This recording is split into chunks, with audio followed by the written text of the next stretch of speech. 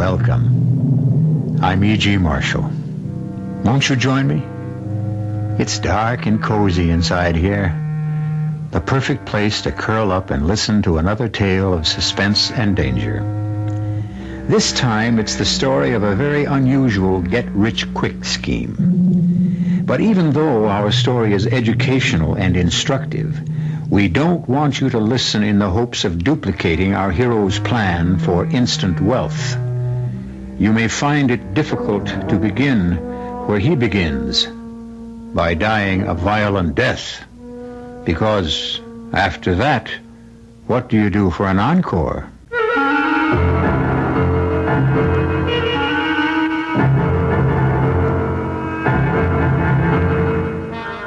Our mystery drama, Bury Me Again, was written especially for the Mystery Theater by Henry Slessor and stars Michael Tolan.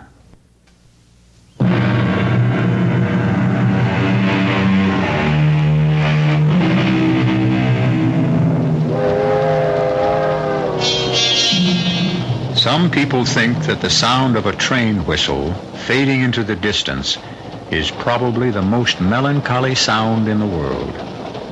But the people aboard those trains, which crisscross the country, can be melancholy too.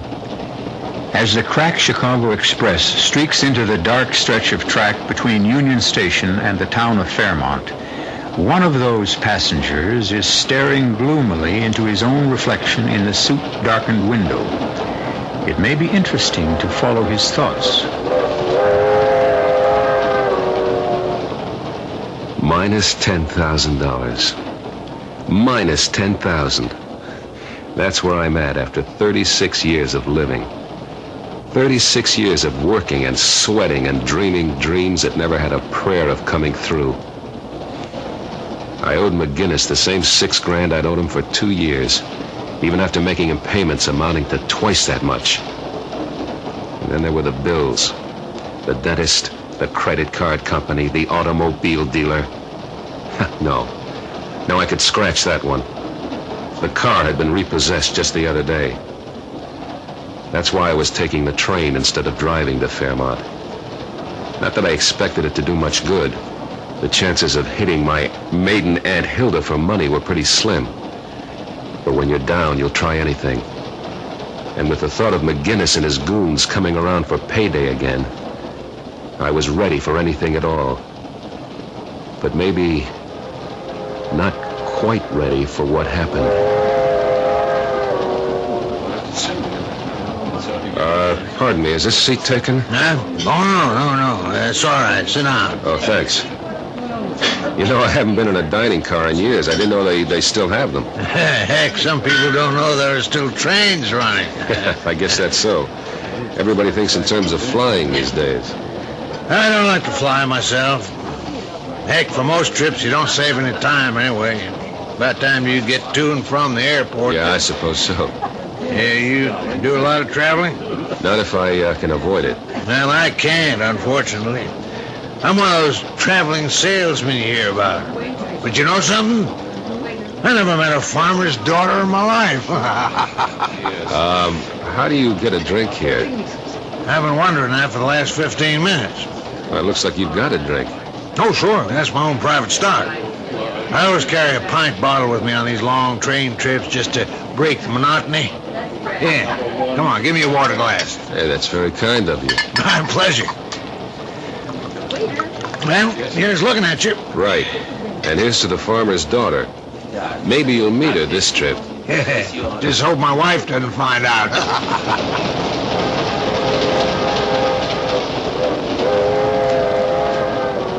My dinner companion wasn't the most scintillating conversationalist in the world, but he was company, and I guess I needed that. I also didn't mind the private stock he carried. Every drink aboard that train cost $1.50. So when he told me that he had still another bottle, I suggested we continue our talk in the club car. The only thing wrong was that he did all the talking, and the more he drank, the more he talked. Money, my friend. M-U-N-N-Y. That's the answer to the whole darn thing. You take my word for it. Somebody gives you that happiness baloney, you just walk away, pal. Walk away. You don't have to convince me, brother. I've already been convinced. Listen. You ever figure it out? Figure out one of those things like assets and liabilities? That's all I've got, liabilities. You know what I mean, like how much you're worth, how much you're really worth. Well, I can tell you, you, me, everybody else, we're worth more dead than alive. Am I right? Am I right? Yeah, you're right. You betcha. That's what insurance is all about. You betcha. That's what I mean. That's what insurance is all about. You're not an insurance salesman, are you? No, not me. No, I'm not a liquor salesman either. Too bad about that, isn't it? Hey, bottle's almost empty. Don't worry, friend. Don't you worry. There's more where I came from. There was plenty more. Plenty more whiskey, plenty more talk. Until something happened that sobered up the evening fast.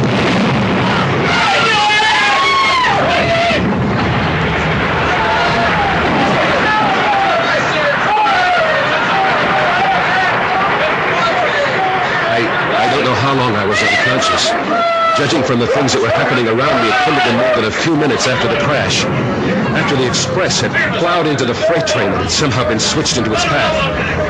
I felt lousy, but I was still in one piece. When the impact came, I fell against a leather sofa and it toppled over me. When the hard stuff came down, I had a built-in bomb shelter. Nobody else around me was so lucky.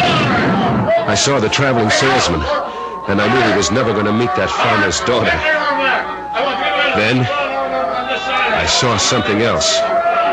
The money that peeked out of his wallet, still nice and green. I had the sense to grab the wallet before I crawled out of the overturned car. I stood up as soon as I felt cold air on my face. Within seconds after I left the wreck, the tiny fires that had been burning all around got together in one giant ball of flame.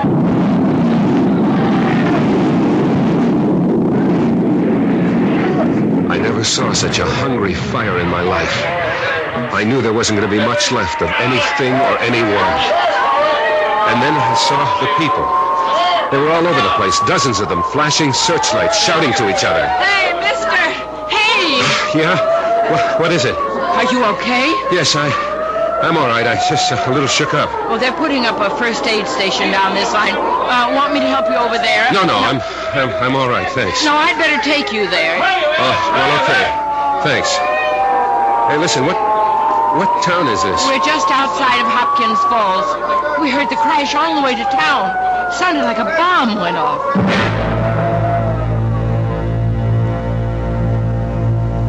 She took me to the first aid station, and a guy in a dirty white uniform helped me inside. What's your name? I can't think. I'm all mixed up. Yes, well, maybe you'd better lie down for a while, mister. No. I'm okay. We're setting up a hospital station. We'll have a car take you there if you like. It'll be a while before the ambulance gets here. No, I'm not hurt. I'm just mixed up. Is it far to town? You're really in no condition to walk. Just tell me how far it is. Well, about a quarter of a mile in that direction. Thanks. That's all I want to know.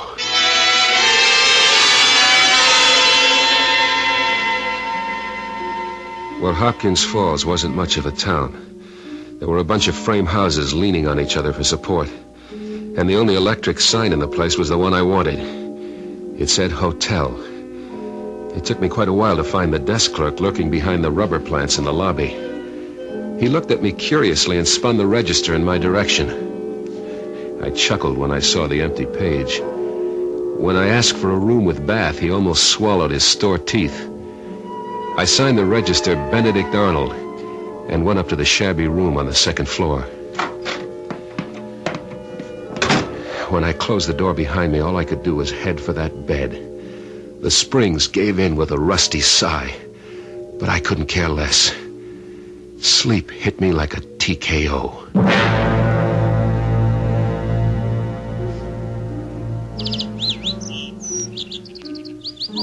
I woke up the next morning with a pain in my hip. At first I thought I'd broken a bone, but then I realized it was only the bulge of the wallet in my trouser pocket. I counted the money. $110. It would be enough for a little while. Then I picked up the phone. Hello, this is Mr. Arnold, room 202. You got any room service in this place? Yeah, breakfast. Yeah, that's exactly what I want. Fried eggs, bacon, toast, coffee. Oh, how about the morning paper? The paper in yet? Any news about the wreck? Fine, good. Be sure to send that up, too.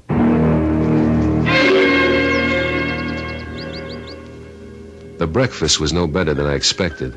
The toast was soggy, the coffee watery, and the eggs almost inedible. But the local paper, that was something else. The train wreck had taken over the whole rag, all 4 sheets of it. It was probably the biggest news that ever hit this whistle stop. I turned to the casualty list. It wasn't complete, but it had what I wanted. So I grabbed the phone. I want to make a call, long distance. Hello, operator? I'd like to place a call to Chicago, person to person, Mrs. Gerald Horton, 1240 Lafayette Street. Yeah, I'm in room 202. The name is Arnold. First initial B.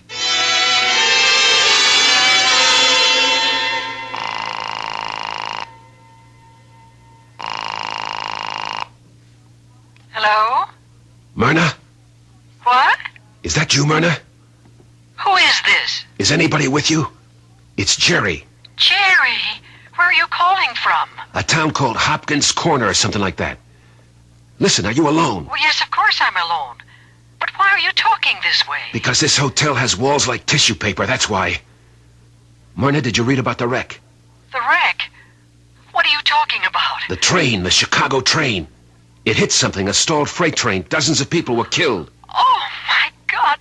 Jerry, are you okay? Quiet. Yes, I'm okay. I got a little banged up. Nothing serious. Oh, thank God. But why aren't you in a hospital? I don't need a hospital. I told you I'm not hurt. I'm just dead. What? You heard me. I'm dead, honey. What are you talking about? Myrna, listen carefully. There's been a mistake out here. A big mistake. And we're going to make the most of it, understand? No. Well, listen and you will. They got me down on the local casualty list. They think I'm dead. Do you get what I'm saying? They've listed me as dead. But how can that be? Well, I must have helped it along a little. I switched wallets with a guy. His was fatter than mine, but he had no use for it anyway. But then the whole train caught fire. He must have been burned beyond recognition. But the wallet was okay. Why, that's awful.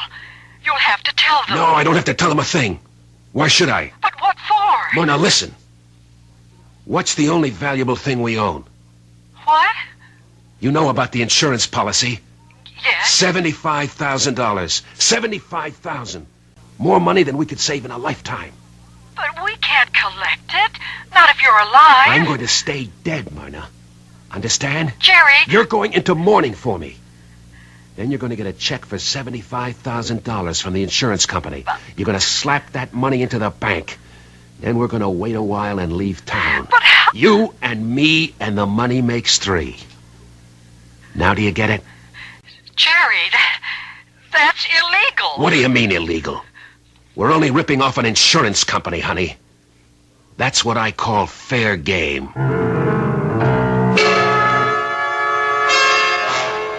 Well, we've just heard an old adage disproved, that dead men tell no tales. Obviously, here is one dead man who is doing exactly that, a tale of deceit and deception, and, very possibly, danger. We'll find out how good a job our friend does of staying dead when I return shortly with Act 2.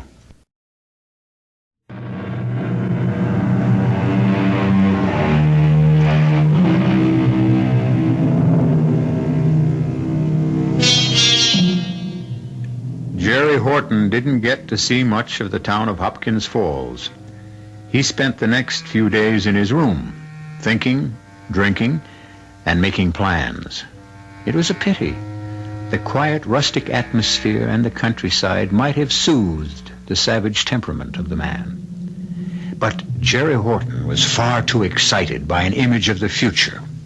However, since this is Jerry's story, we'll let him tell you the rest. The $110 lasted me 5 days.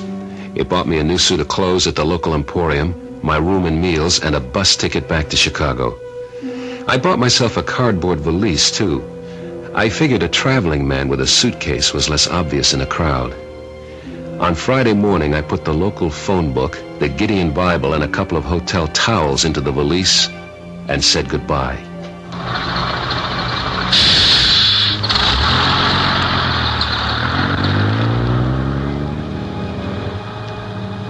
It was a long bus ride, but it seemed short to me. I had all kinds of things to think about.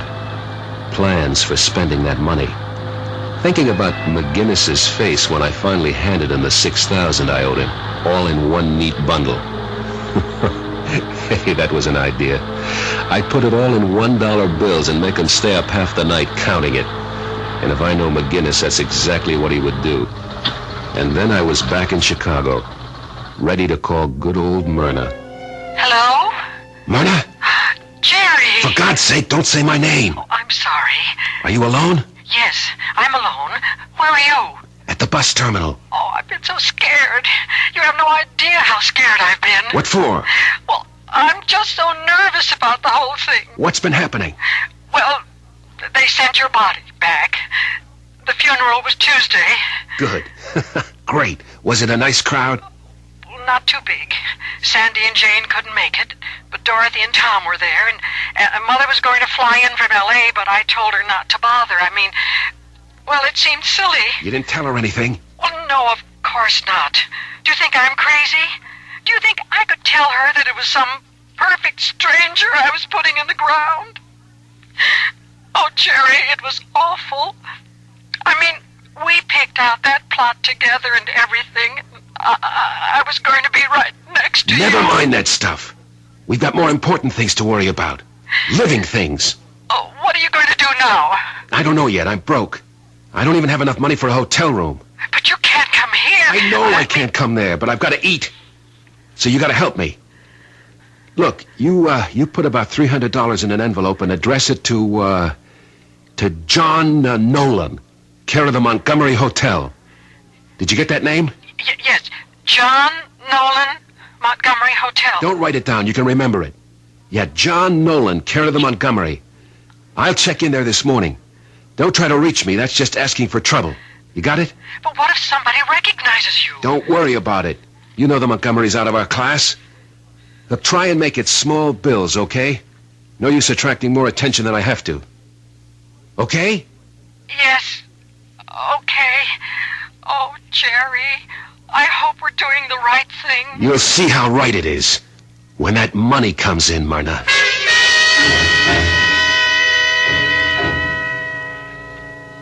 I spent that night in the bus terminal.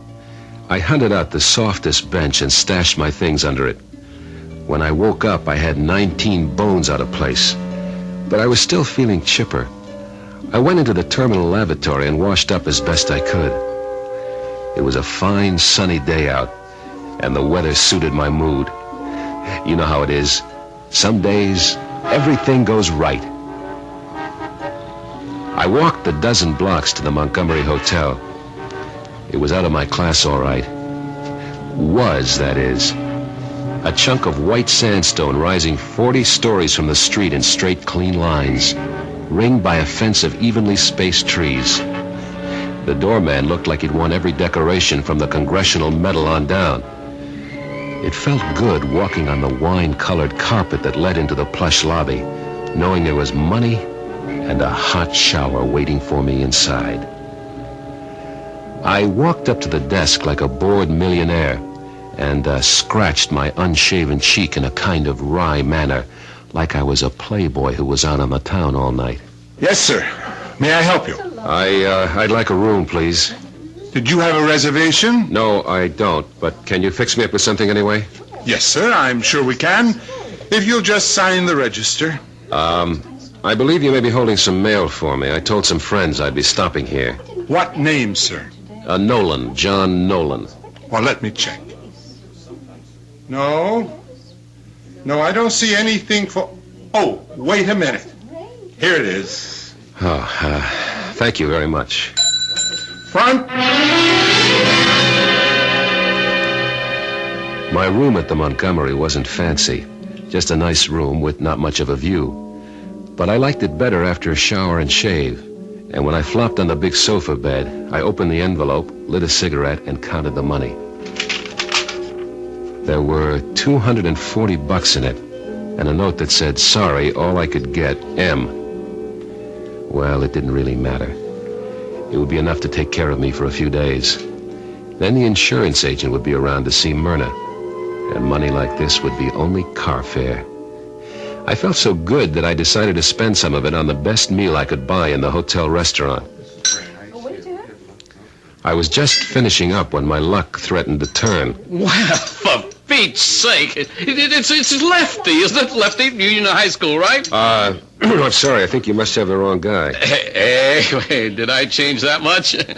Yeah, I guess maybe I have. I don't know where all the hair went. Down the sink, I guess. Douglas is the name, remember? Kenny Douglas. No, I'm afraid I don't. Oh, I can't be that wrong. I've got a good memory for faces. Not so great on names, maybe, but they called you Lefty because of the baseball team. I'm sorry, mister. I must look like this friend of yours, but I'm not him. I never went to Union High. I never went to any high school, as a matter of fact. Well, I could have sworn. And as you can see, I'm eating with my right hand. Yeah. That's right. Yeah, but you sure look like the guy, or the way he would look 20 years later. I'm sorry to bother you. By the time the guy had left my table, I was covered in sweat from head to foot. Oh, I remembered Kenny Douglas all right. I think I still had his monogram cigarette case in his shoebox at home. He was a snotty rich kid. It had been a pleasure to rip him off. But right now, it was a relief to see him leave. And a relief to switch the fork back to my left hand. After the third day, I started getting anxious.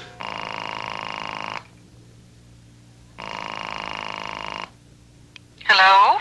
Myrna, it's Jerry. Can you talk? No, not right now. Some of the girls are over, you know. All right. Just be careful what you say.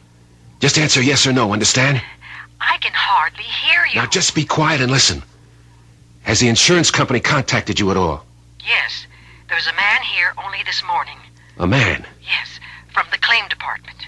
Why are they sending somebody from the claim department? There's nothing to claim. I'm dead. Well, he was here just the same. He said it might take a while before the payment was made. He was very nice. I don't care if he was tall, dark, and handsome. What's this baloney about it taking a while? Well, it's a lot of money. $150,000 is an awful lot of money. What are you talking about? Our policy was for $75,000. Yes, but there's the double indemnity clause, you see? I mean, the face value doubles because of you being... I mean, because of the accident. 150... My God, that's a fortune. We're rich. We're really rich. The only thing is, they have to make sure. Sort of what? The identification, don't you see? Everybody was so burned up in that terrible For wreck. Pete's sake, I was identified. I read my name in the paper on the casualty list. But he said it'd be all right. He said it was just a matter of a couple of days. It better be all right. I'm running out of cash. I won't be able to afford the hotel bill. Well, I just can't send you any more money. I don't have a cent. All right. All right, then. But when you get that check in your hands, you better get on that phone right away. Understand? Yes, I understand. John Nolan, Montgomery Hotel. Don't do anything with the money. Just wait for my instructions. All right.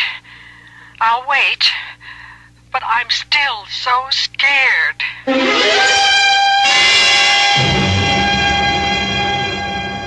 $150,000.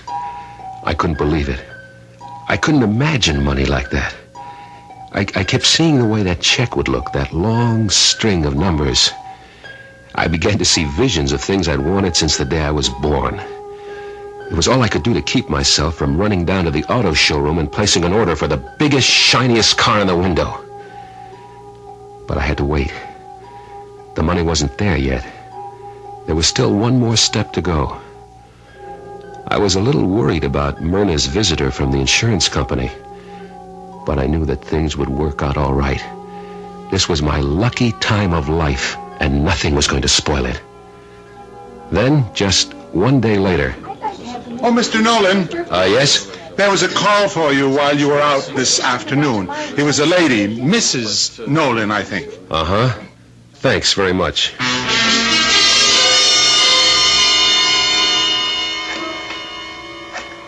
My hands were shaking so bad that I could hardly dial Myrna's number.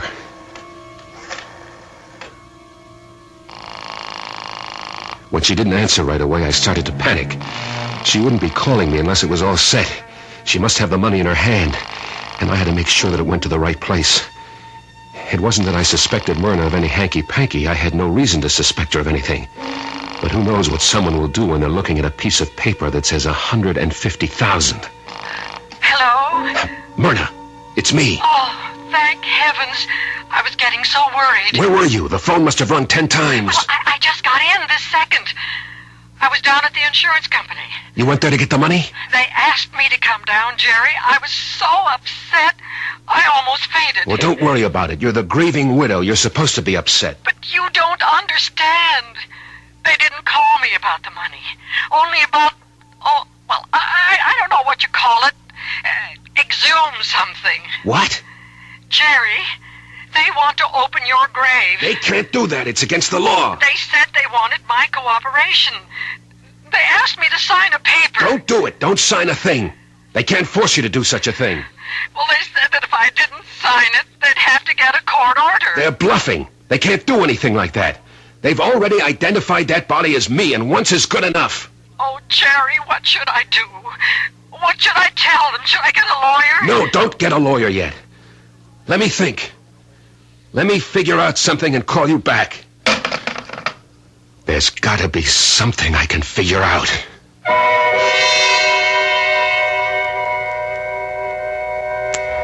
As Robert Burns once told us, the best laid plans of mice and men oft go astray.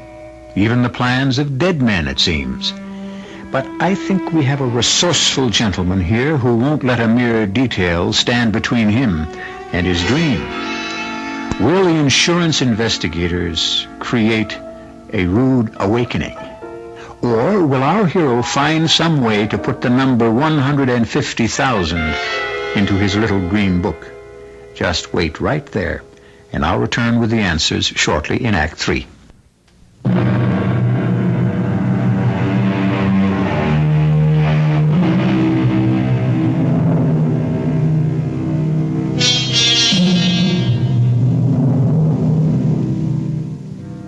It's a time of tension for the man in the Montgomery Hotel. Now every hour seems to stretch ahead interminably. The watch ticking on his wrist seems to have hands made of lead. But as he paces his hotel room, smoking endless cigarettes, downing pots of lukewarm hotel coffee, he seems to have arrived at no solution to his dilemma. And then...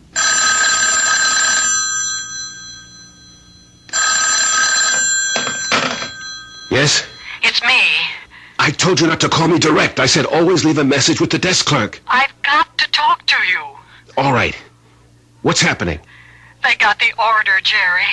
Oh, Lord. There was nothing I could do to stop them.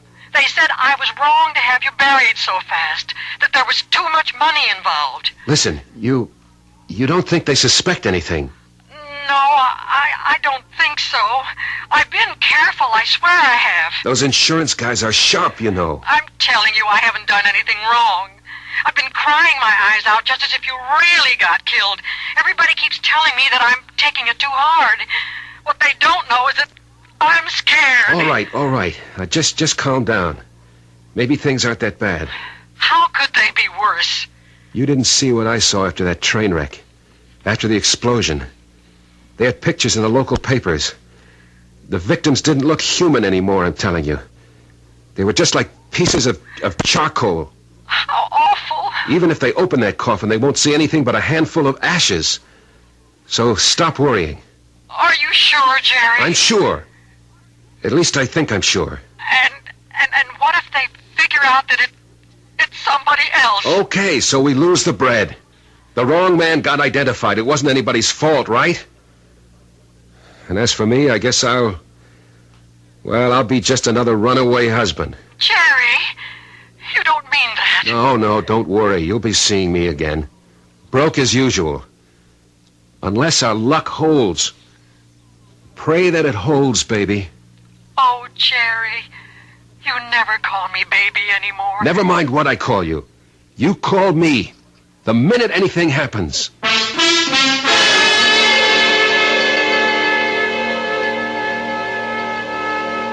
The next couple of days were the worst of my life. There was nothing I could do but concentrate on that phone, stare at it, waiting for it to ring. After a while, I started yelling at it, ordering it to ring, like some kind of nut. But it stayed silent. It just stared back at me until I got so jumpy that I had to get out of the room. But I wasn't on the street for 5 minutes before I found myself heading back for the lobby and demanding to know if there'd been any calls for me. The answer was always no. And then, on the morning of the third day after Myrna's call, when I wasn't even thinking about the phone, it rang. Hello? Jerry, it's me. I've been going nuts here. Why didn't you call me before? There was nothing to say. You told me to call you when something happened. Well, something must have happened by now. Did they exhume the body? Yes, they did. Well, go on. Jerry, it was just like you said. I didn't see the body, but the insurance man told me about it. He said he felt awful describing it to me, but he thought I should be told. Jerry, there were only ashes in that coffin. Thank the Lord. I was so scared, but it's all right now. Everything is all right. No, it won't be all right until you've got that money. But I do have it. What? That's what I'm calling about. I've got the check. It's right here in front of me. $150,000. I never knew there was that much money in the world.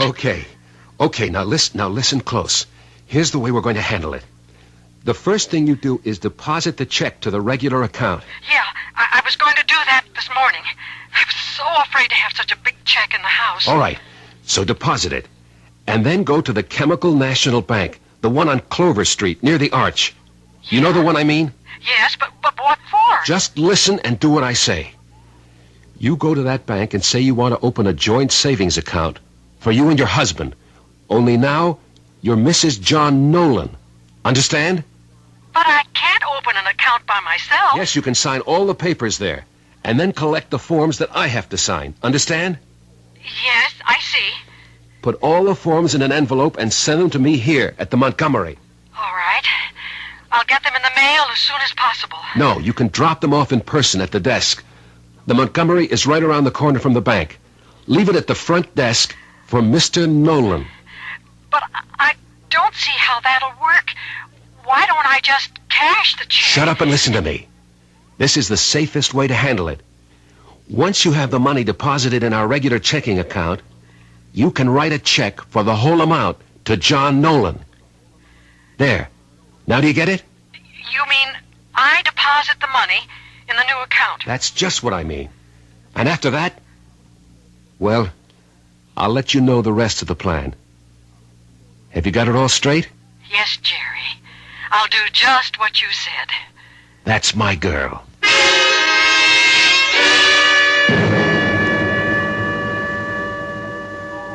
It was cloud nine time.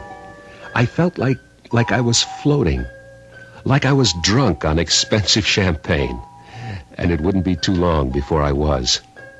I was mentally throwing out every shabby suit in my closet and replacing them with custom-made threads. I was so stuffed with dreams that the next few hours passed by in a pink haze.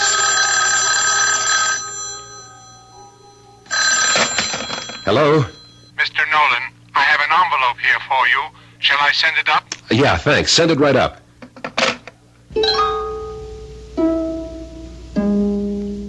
Myrna had followed her instructions perfectly. I filled out the joint account application, signed John Nolan in a sweeping hand, and then took the forms to the Chemical National Bank myself. I wanted them to get a good look at me, because they were going to be seeing me again very soon. Getting cool again, isn't it? Yes. Looks like it'll be a short summer, doesn't it? Uh-huh. Now, let me see. How much are you depositing initially, Mr. Nolan? Well, my wife will be making the first deposit tomorrow morning. Uh-huh. It'll probably be a big one. See, we're buying a house, and so we're cashing in some stocks. Oh, I see. It's too bad we won't be leaving it in the account long enough to collect interest. I might have to withdraw most of it pretty quick. Well, easy come, easy go. That's right. Easy come, easy go. She didn't know how funny that was. And 2 days later, when I strolled back into the Chemical National Bank, the joke was all ready for the punchline. I had the passbook in my hand and happiness in my heart when I walked across the marble floor to the teller's cage marked MNO. I caught a glimpse of the bank guard's dark blue uniform. He looked fat and lazy. I stepped up to the window and started to say hello to my girlfriend of the day before. But then I remembered I had a withdrawal slip to make out first. So I smiled apologetically and went to the glass-topped counter in the center of the room. I copied the number from the passbook and filled out the amount. $20,000. No, I wasn't going to withdraw at all. I was smarter than that. All that bread going in and out so fast, that would attract too much notice. I was going to chip away at it, a piece at a time. Oh, hello. I see you didn't waste any time. Nope. Got to get that deposit down today. Uh-huh. 20,000. Well, I'm sure you'll want a bank check for that, won't you? Yeah, I'd better. I wouldn't want to walk around with that much cash. Oh, one moment. I have to see an officer. Take your time.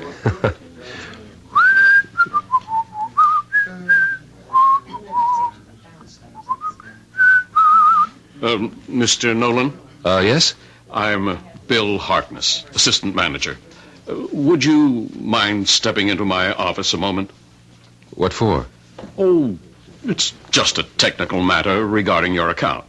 Why, what's the matter with my account? The money's on deposit, isn't it? It says so in my passbook. Oh, yes. Everything's in order. But you see, when any large withdrawal is made, we're required to fill out certain forms. Well, I never heard of anything like that. It won't take long, I promise you. Well, okay. This way, please. Now, if you'll sit right here, I'll have the form in just a moment.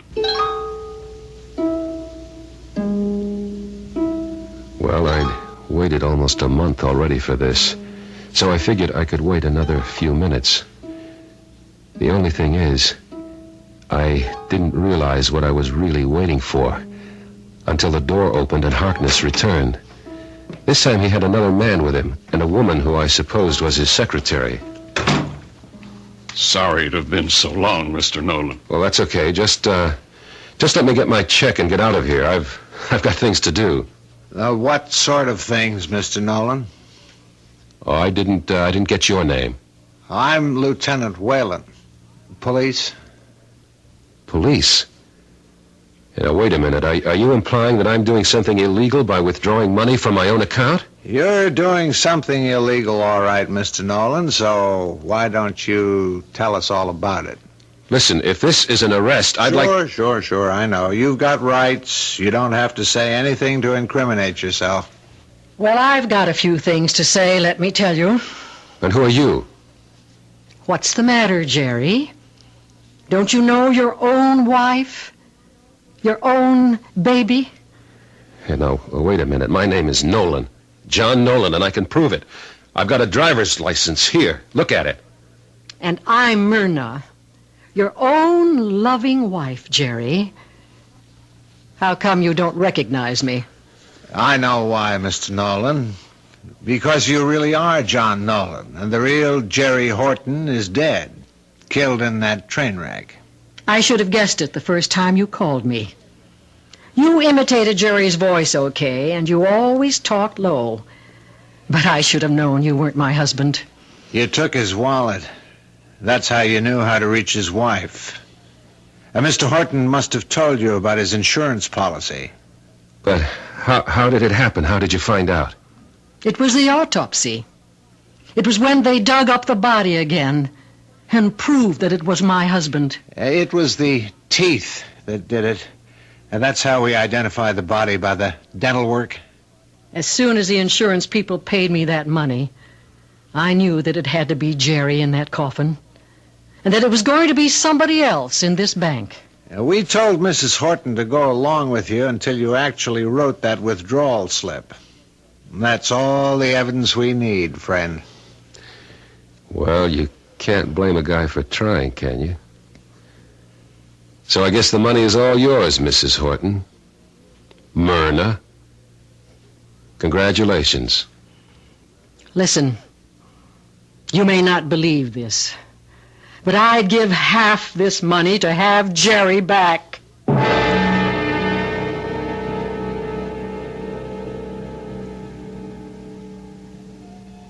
Of course, the moral of our story is that crime doesn't pay, even if the insurance companies do. And now you see why we don't recommend our hero's method of getting rich, because now Mr. Nolan is going to be going somewhere that boasts no champagne, no fancy cars, and very little change of wardrobe. I'll be back shortly.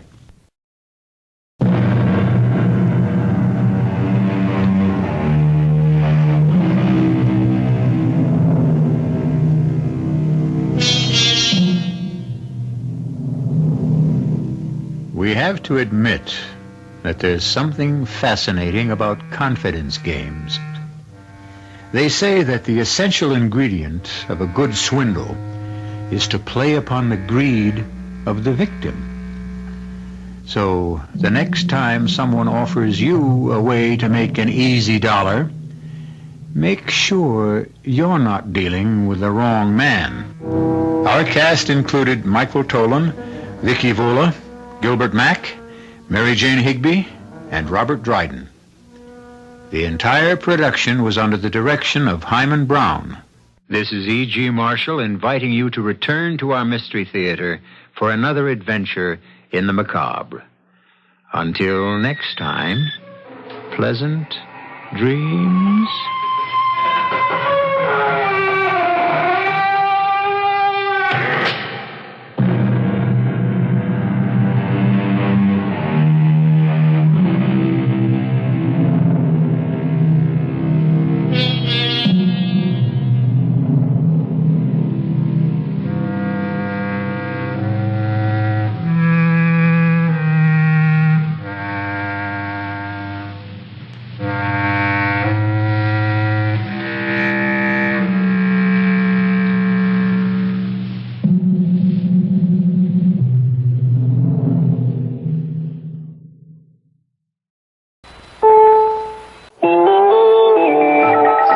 News. United Mine Workers President Arnold Miller walked out of tonight's negotiations in Washington saying that the coal industry's latest offer was really a declaration for a strike by the miners and the terms were not acceptable to the rank and file.